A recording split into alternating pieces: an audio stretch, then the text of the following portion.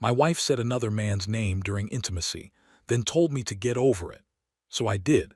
I'm still processing what happened 3 nights ago, and I honestly don't know if I handled this right or if I'm completely losing my mind. My wife Lauren and I have been married for 7 years, together for 10. We have 2 kids, ages 7 and 5. We live in a small town in the Colorado mountains where everyone knows everyone. Up until Tuesday night, people probably would have called us the most stable couple on our street. We inherited this house from my dad when he passed 5 years ago, and we've put a lot of work into making it ours. Lauren teaches at the local high school. I'm an electrical engineer for a renewable energy company based out of Denver. Normal life, you know. School pickups, soccer practice, Sunday dinners with her mom. Tuesday night, the kids were at my mom's place for a sleepover. We don't get alone time often, so we were being intimate, everything normal, until she said a name in my ear that made my entire body go cold. Dylan. Not Evan. Dylan. I froze mid-movement, and for exactly 2 seconds I watched her eyes go wide with the kind of panic that told me this wasn't a slip of the tongue. This was a truth that just escaped. Then her whole face just went blank and cold. I asked her what the hell that was about. Her response was, "It happens. People say the wrong name in bed all the time. Get over it." Not "I'm sorry." Not "oh my God, I don't know why I said that." Just, "Get over it." For context, Dylan is her ex-boyfriend. He still lives here in town, works at the hardware store. I've run into him maybe a dozen times over the years. Always cordial, never weird. I genuinely thought that was ancient history. Apparently I was wrong. I didn't yell, I didn't argue, I just got up, got dressed, and went downstairs. She followed me asking what I was doing, saying I was being dramatic. I told her I needed to think. She rolled her eyes, actually rolled her eyes, and went back upstairs. Here's where I might be the asshole. I started packing up all of Lauren's stuff. Not throwing it around or breaking anything, just methodically putting her clothes, toiletries, everything into boxes and bags. When she woke up the next morning around 7 a.m., she got dressed and left for work like nothing had happened. The second her car pulled out of the driveway, I called my buddy Mark. He's a locksmith. Woke him up early and asked him to come over immediately.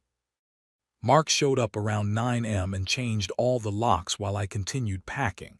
Took me until early afternoon to get everything sorted. I loaded all her stuff into my truck, drove it to Dylan's house at 412 Maple Street, and left everything on his front porch. Then I texted Lauren, "Your things are at 412 Maple Street. The locks have been changed. I'll communicate about the kids through text only." I picked up the kids from my mom's, told them Mom was staying with a friend for a bit because we needed some space. They're young enough that they just accepted it. She tried coming home after work. That's when she discovered the changed locks. She's been texting me nonstop since then. Left crying voicemails, pounding on the door. I haven't responded to any of it except to confirm pickup times for when she wants to see the kids. My mom thinks I went too far. My sister says Lauren's reaction was the real tell and I did the right thing. My coworker said I should have at least talked to her first. Reddit, did I overreact? Part of me wonders if I just blew up my entire family over something that could have been explained. The other part of me keeps hearing "get over it" in that cold voice and knows something was really, really wrong. I don't know what I'm supposed to do now. We've built a whole life together. Our kids love her, but I can't get that moment out of my head. Edit. Some of you are asking about Dylan. Yes, he's definitely aware she's married. They both still have mutual friends here in town. And yes, I realize I should probably talk to a lawyer. I've been trying to avoid that reality. To clarify, since some people are asking, I didn't take the kids away from her. She's seen them twice since this happened. I'm not trying to keep them from their mother. I'm just trying to protect myself and figure out what the hell is actually going on. Update 1. I wasn't going to post again, but enough people asked for an update, and honestly, writing the first post helped me process things. So here goes. First off, I did talk to a lawyer. His name is Phil. First thing he said was document everything. So I started keeping a detailed log of every interaction, every text, every time Lauren picked up or dropped off the kids. For about a week after my first post, things were relatively quiet. Lauren kept texting me asking to talk in person. I kept refusing. She'd show up at the house when she thought I'd be home from work, but I'd started staying later at the office and not answering the door. But that was pretty much it. Then 2 weeks ago, I got a message from someone I barely know. Nicole. She's one of Lauren's friends from her book club, and we'd maybe spoken 10 words to each other over the years. The message said, "I'm sorry to do this, but you need to see what's been happening." She sent me screenshots, dozens of them, text messages between Lauren and Dylan going back 6 months. 6 months. I'm not going to detail everything because reading it once was enough to make me feel sick. But the summary is this: they'd been meeting up regularly. Coffee, lunches, quick stops at his apartment. The messages were intimate in a way that made it crystal clear this wasn't just some emotional affair. This had been physical for a while, but here's the part that really got me. In one exchange from about 2 months ago, Dylan asked Lauren when she was going to finally do it. She responded, "I need to wait until after Maya starts kindergarten full-time. By then, I'll have been the primary caregiver for years with both kids in school. That's when I file and push for primary custody so I can get a bigger settlement to maintain the kids' lifestyle. And Evan's too nice to fight dirty." I sat in my truck in the work parking lot for an hour after reading those messages. 10 years. We'd been together for 10 years. And she was messaging her ex-boyfriend about the best way to financially screw me over in a divorce. I forwarded everything to Phil immediately. He said it was unfortunately common but excellent evidence. Here's where it gets messy. Dylan's girlfriend Rachel apparently found the messages too. According to Nicole, Rachel kicked him out hard. Like, threw his stuff onto the front lawn in the middle of the night, kind of kicked out. Small town gossip travels fast, and by morning everyone knew. So now both Dylan and Lauren were scrambling. Lauren showed up at my house the next morning, banging on the door, screaming that I'd ruined her life. I didn't open the door, but I did record the audio from inside. She was saying things like, "You had no right to share private messages, and you turned everyone against me." I texted back, "You told me to get over it. I did." The funny thing is, I didn't share those messages with anyone except my lawyer. Nicole did that on her own. Apparently, she'd been uncomfortable with Lauren's behavior for months, and when Lauren started telling people that I was having some kind of breakdown, Nicole decided enough was enough. Small town life, man. You can't keep secrets for long. Pastor Henry from the community church called me. I'm not even particularly religious, but Lauren was involved in the choir and some volunteer stuff there. He said several people had reached out concerned about her accusations about me, and he wanted to hear my side. I gave him a very abbreviated version. He sighed and said, "I'm sorry, Evan. I've known you both for years, and I've never seen you be anything but patient and kind. I'll pray for your family." That actually meant something coming from him. My boss, Mr. Keller, pulled me aside yesterday. Someone had apparently sent an email to the company HR claiming I was unstable and potentially dangerous. He showed me the email. It was from an anonymous account, but the writing style was definitely Lauren's. He told me not to worry about it, that he'd known me for 8 years and my work spoke for itself, but to keep him updated if things escalated. The kids are handling this better than I expected, though my daughter asked me last night why mommy is sad all the time now. That one hurt. I told her that sometimes grown-ups go through hard times, but that both mommy and daddy love her very much. She seemed satisfied with that. Lauren's mother, Nora, called me. That was awkward. She started off defending Lauren, saying there must be some misunderstanding. I didn't give her details, just said that Lauren and I were working through some issues and I'd appreciate privacy. She got quiet and then said, "Lauren has always had a way of rewriting history to suit her needs. I'd hoped she'd outgrown it." That was all she said. Then she hung up. I'm still thinking about that comment. Phil is moving forward with divorce proceedings. Lauren got her own lawyer, Amanda something. They're pushing for marriage counseling and a pause on everything. Phil says that's standard stalling behavior when someone realizes they're not going to get what they want. I'm not interested in counseling. I keep thinking about that night, her cold eyes telling me to get over it. Even if the affair hadn't been going on for months, even if it had been a one-time mistake, that response told me everything I needed to know about where I stood in her priorities. People keep asking me if I'm angry. Honestly, I'm more sad than angry. I'm sad for my kids. I'm sad that the woman I thought I knew turned out to be someone completely different. I'm sad that I wasted years building a life with someone who was planning an exit strategy, but I'm also relieved. Is that weird? I'm relieved that I trusted my gut when she told me to get over it, because my gut was screaming that something was deeply wrong. Next update will hopefully be after we've made some progress with the lawyers. This process is going to take months, apparently. Edit. Someone asked about Mark, the locksmith friend. Yeah, he's been great through all this. He and his wife have had me over for dinner a few times. It's nice to have people who don't expect me to fall apart or immediately start dating or whatever.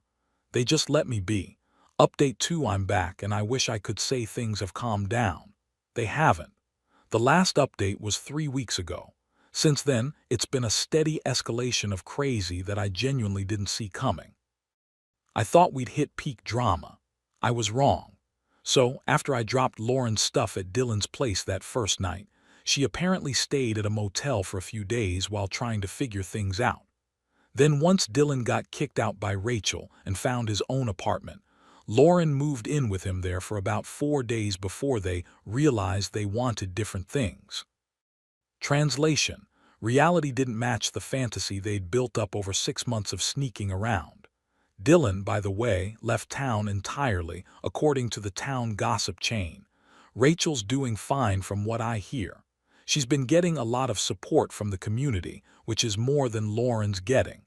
Lauren started posting on Facebook. Nothing directly about me at first, just vague things like when you realize who people really are, and sometimes the ones we trust the most hurt us the deepest. Classic stuff. I didn't respond, didn't even react to the posts. Then she started getting more specific. Posted about how she was fighting for her children against a vindictive ex, and how some men use their children as weapons. She claimed I was keeping the kids from her out of spite. For the record, I have not kept the kids from her. She has a standing agreement through our lawyers that she can see them every Tuesday and Thursday evening and every other weekend. She's the one who's canceled 3 times in the last 2 weeks because she couldn't handle seeing them right now. My daughter asked me why mommy doesn't come anymore. I'm running out of gentle ways to explain this. Last Monday, I was working late at the office. Got home around 8 p.m., kids were with my mom again. When I pulled into the driveway, I noticed something on the garage door. Someone had spray-painted "Coward" in huge red letters across the entire door. I sat in my truck for a minute just staring at it. Then I got out, walked around the house checking for any other damage. Nothing else. Just that one word. I called the cops. Officer Martinez came out. I've known him for years. Our kids played soccer together. He took photos, took my statement. I told him I didn't know who did it, but I had suspicions. He nodded like he already knew exactly who I was talking about. Then he pointed to my neighbor's house. The Hendersons have a camera that points toward the street. Might have caught something, sure enough. The Hendersons pulled up their footage and there's Lauren, clear as day, at 3 a.m. on Monday morning, spray painting my garage. She's wearing a hoodie, but she looks directly at the camera at one point, so there's no question it's her. Martinez filed a report for criminal mischief. He said he had to, given that we had clear evidence. He looked genuinely sorry about it. Lauren's lawyer called Phil the next day, furious, claiming I'd set her up and that I was pushing her to a breaking point on purpose. Phil just said, "Your client vandalized his property. We have video evidence. This isn't a negotiation." The emergency hearing was yesterday at the county courthouse in Aspen County. Both lawyers, me, Lauren, and a judge who looked extremely tired of everyone's bullshit. Phil presented everything. The text messages showing the affair and the financial planning, the video footage of the vandalism, and the log I'd been keeping of every canceled visit with the kids. Lauren's lawyer tried to paint me as controlling and cold, said that Lauren's behavior was the result of emotional distress caused by my sudden abandonment. The judge listened to everything, asked Lauren directly if she had anything to say. She started crying, said she'd made mistakes but she loved her children and just wanted her family back. The judge's expression didn't change. Then he asked her about the spray paint. She claimed she didn't remember doing it, that she'd been in a fugue state from stress. The judge literally pulled out the video still that showed her face clearly, looked at her and said, "You're telling me you don't remember this?" She broke down completely. Started sobbing about how I destroyed her reputation, turned everyone against her, made her lose everything. The judge let her finish, then said, "Mrs. Carter, you conducted an affair for 6 months, planned to strategically divorce your husband for financial gain, and when confronted, you vandalized his property. Your reputation destroyed itself. He granted me temporary full custody. Lauren gets supervised visitation only, once a week for 2 hours, at a family center with a court-appointed supervisor present. She's also required to pay for the supervision fees and to reimburse me for the garage repairs. Her requests for me to pay spousal support and to give her half the house were denied." The judge said those issues would be revisited at the final divorce hearing, but given the documented affair and her recent behavior, he was not optimistic about her claims. Lauren didn't say a word as we left the courthouse. Her lawyer looked like she wanted to quit on the spot. Phil told me afterward that this was one of the cleaner cases he'd handled in terms of evidence, but that I should expect Lauren to escalate before she finally accepts reality. He said people who have built up a narrative in their heads don't let it go easily. I asked him what kind of escalation to expect. He said probably more social media posts, maybe attempts to contact me through friends or family, possibly more property damage. He advised me to get a security camera system, which I'm installing this weekend. The kids don't know about any of this. As far as they're concerned, mommy is busy with work and they'll see her soon. My daughter is starting to act out a little, more tantrums, more clingy. I've got her scheduled with a child therapist next week. My son is quieter than usual but seems okay. I repainted the garage yesterday. Took 3 coats to cover the red. While I was doing it, a few neighbors came by. Mrs. Henderson brought me lemonade and told me the whole street was behind me. Mr. Jameson from 2 doors down said if I needed anything, just knock. It's weird how this has brought out different sides of people. Some folks I thought were friends have gone completely silent. Others I barely knew have shown up with casseroles and offers to help. I'm tired. I'm tired of lawyers and court dates and explaining to my kids why everything is different now. I'm tired of being the bad guy in Lauren's Facebook posts while trying to be the good guy in real life. But I'm still relieved I found out the truth. Even with all this chaos, I'm still glad I didn't wait around for her to execute her plan on her timeline. The divorce should be finalized in about 2 months if everything goes smoothly.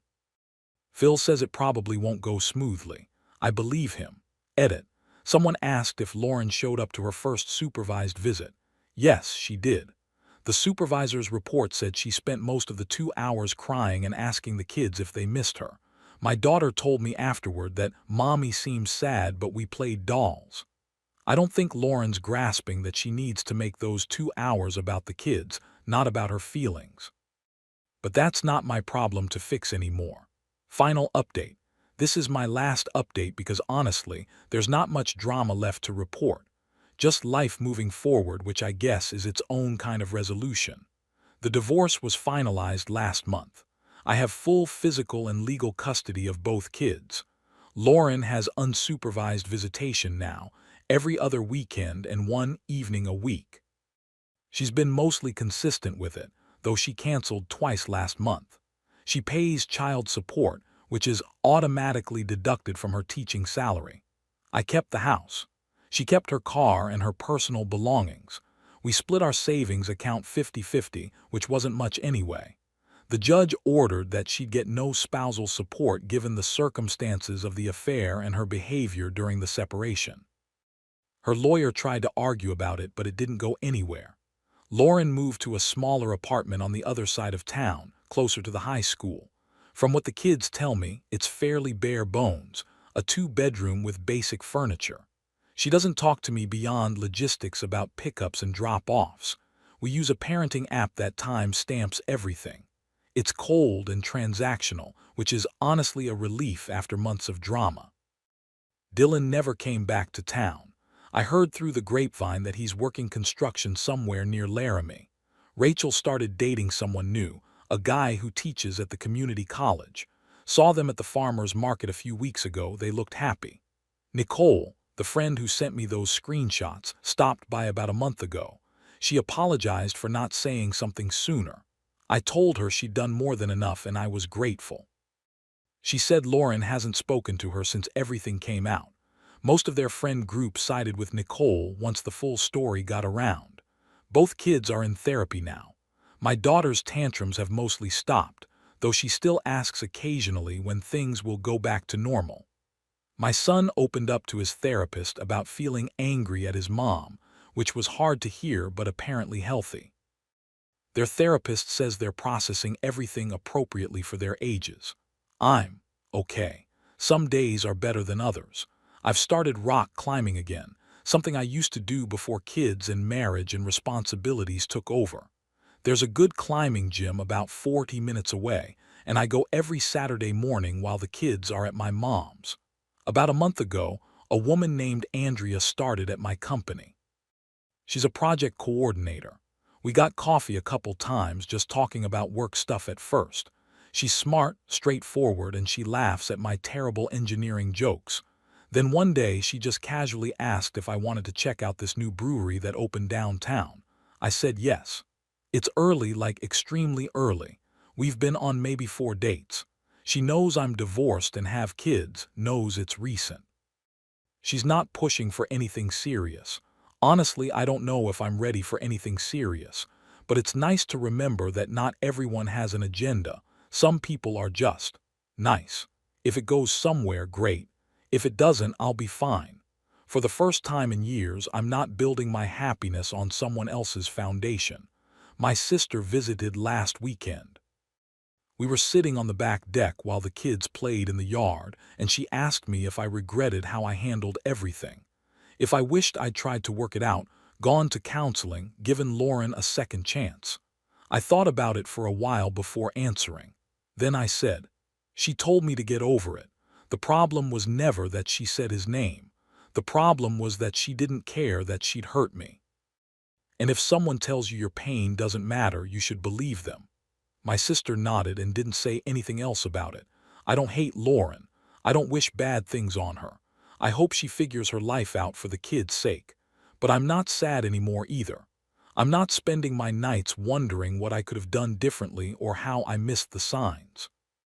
I did everything right according to who I am. I was faithful, present, and honest. The failure wasn't mine. My daughter asked me last night if I was happy. I told her I was working on it. She said, "That's okay, Daddy, me too. I think we're going to be just fine."